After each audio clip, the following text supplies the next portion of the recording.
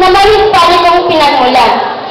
Ito ay isang mag-iling na sayaw na magkaparehang babae at lalaki na animoy na sa aktong nagliligawan. Taong 1992 nang palitan nito ang sinikling bilang pambansang sayaw ng Pilipinas. Ang salitang ito ay nangangahulugang mapagmahal at mapag-aruga na hawak sa pamamaraan ng pag-indak at pag-inbayog ng mga mananayaw sa sayo ng mabining awitin. Kapuna-puna sa mga sayaw ng mga Pilipino, kabilang na ang karinyosa, ang pagpapakita ng matinding emosyon o damdamin.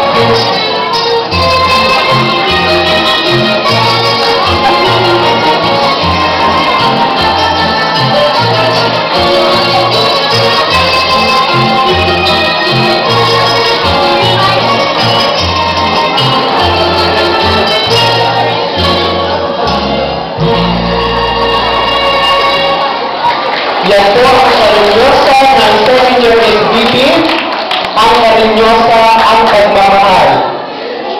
So mamaya po, tayo naman po ang magkakarinyosa, mga minamahal namin mga magulang at mga guro. So palapakan muli natin ang ating second-year SBP sa kanilang